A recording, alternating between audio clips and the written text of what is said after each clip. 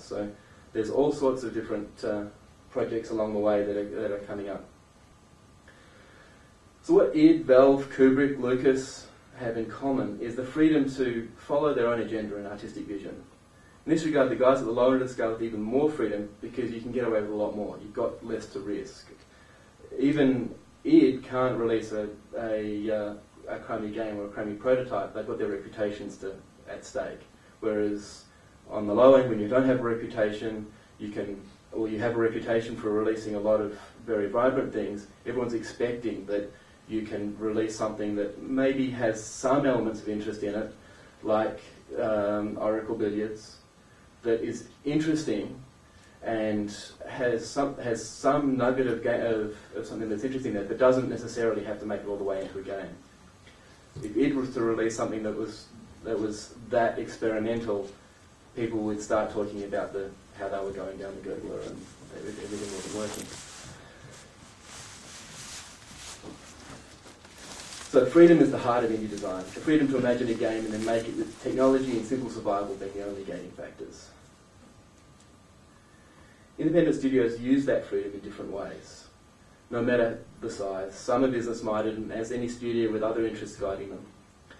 If you look at the indie game forums, you'll see threads about the long-term advantage of self-distribution and marketing versus the power and reach of the portals. You'll find a lot of very serious people there with great business plans and bad business plans. Others just make games and explore exactly what they want to explore. Either way, whatever their scope, indie game developers set their own course. If they want to take a commercial route and tweak successful games, or make games targeted to fulfill a very specific and calculated market niche, they can, even if that market niche is just them. On the other hand, if they're motivated by doing things that have never been done, or just because they push boundaries, they can do so without restraints. And it's this kind of exploration, for the sake of exploration, that really pushes the artistic side forward, in my opinion. Especially given as the youngness of our industry and the massive amount of scope that we haven't really started to explore at all yet. And also in an industry that hasn't really been packaged as high art. People don't expect games to be art. They expect it to be very, very commercial. And that is another benefit to us. We can do things that are more exciting and more interesting without having the preconceptions of those sorts of things. Oscar Wilde once said, "The only excuse for making a useless thing is that one admires it intensely. All art is quite useless." May or may not agree with that, but indie developers definitely have the luxury to create these useless things, and that makes me happy.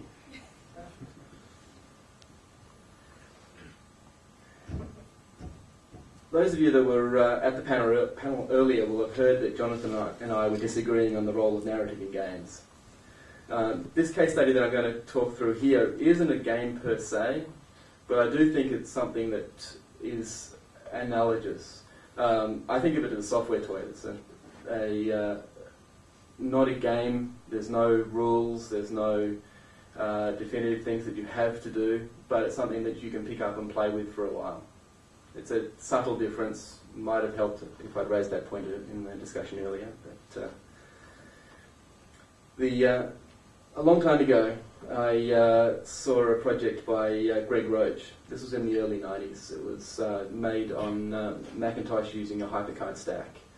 Very, very early, and games were really mainstream games hadn't thought about how to get cinematics into gameplay.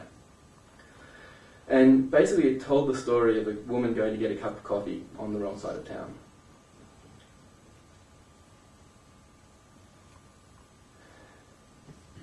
The story itself wasn't anything incredible, but the interactive nature of the story is where the project really drew its meaning. It had several streams of video that all showed the same perspective, the same story, but from the perspective of different characters. So what you do is you'll just click on whoever's perspective it was that you wanted to see, and then the video would run from that point on from that person's perspective. And I found it fascinating, and just kept clicking through it repeatedly again and again. It was only a short film, about 5 minutes, but it gave me hours of fun just clicking through and playing with it. From the neutral point of view, we see the woman being a little bit scared and a little bit hesitant, passing a homeless guy in the street. But from his point of view, we see her brushing past as a snob. And then when she orders coffee, she's trying to be polite and hide her nerves. She's just been scared out in the street. But from the waiter's point of view, standing above her and looking down at top, she's showing far more cleavage than she might have suspected. And he thinks she's flirting outrageously. And then there's other patrons in the diner that are looking as well. It's very subtle differences in each of the perspectives, but it plays quite nicely with it. Greg Roach says that the philosophy is that there's no absolute quantifiable truth. Perception is itself truth. And the American Film Institute called it the first interactive narrative film. So it was very much art for art's sake. It was very much an experiment. It's the sort of experiment that could never be done by a mainstream studio of any kind, games, movies, anything. It was a hybrid somewhere in between, and took an independent that was just sitting there playing with his Mac to explore this space and come up with something that was very interesting. So the narrative itself was fairly useless and the commercial applications were pretty much non-existent. But Greg went on to create The Madness of Roland, which I thought was an excellent project, and then the X-Files game, which sold over 1 million copies worldwide, and was another pioneering interactive narrative film. He's still working on that very specific niche, but now he's getting paid a lot more money to do it. I can go on a number of things, but I don't want to take up too much time and run into the drinks at the end. So I'm just going to skip through some of these other case studies. But Facade from Procedural Arts, a one-act interactive drama, really challenged what games can do in the art of game design. The gameplay doesn't revolve around gunfights or role-playing stats, but typing in responses and watching how it affects the disintegrating relationship between the two characters you're visiting. Many people question the ability of games to tell interactive stories about people and not events, and Facade does a very, very good job of this.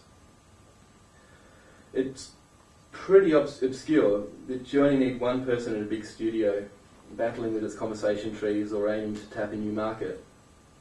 How long can it be before a new game tries to do a notes on a scandal or a Mystic River or maybe a Lost in Translation? It just picks up on this very beautiful little game and then just starts pushing the envelope a little bit. How are we going to push the scope of what games are and what we can do on the art side without going down those Oscar-friendly side streets? All sorts of different things can be pushed. Jonathan talked about the ethics of developing games, and a lot of these are pushing that boundary quite hard. On this front, the best known indie game of recent years is Super Columbine Massacre, which is very confronting. It's tackling subjects we're not used to seeing in games, and it's also tied to the fact that a lot of people in the mainstream media referred to games as being the cause of this particular disaster. But why can Gus Van Sant produce Elephant and it's art, and Danny Ledon's game is seen as trivial? It's the same side of both things. Now, whether you think that Gus Van Sant shouldn't have been producing Elephant is an entirely different question, and I'm sure that, in fact, Jonathan would think that he shouldn't have. But what interests me in this particular discussion is that if we release it as a game, then it's really cutting the edge. Whereas released as a movie, then, well, it's not that exciting. Because I've offended someone. The indie games are really the only place that this sort of thing could be done. On the indie front, we've got Peacemaker, showing the complexity of the Middle East political climate, and we've got McDonald's video game, which takes on issues of capitalism and consumerism, and counters the whole concept of adver gaming that's definitely encroaching into the gaming scene. exploring these new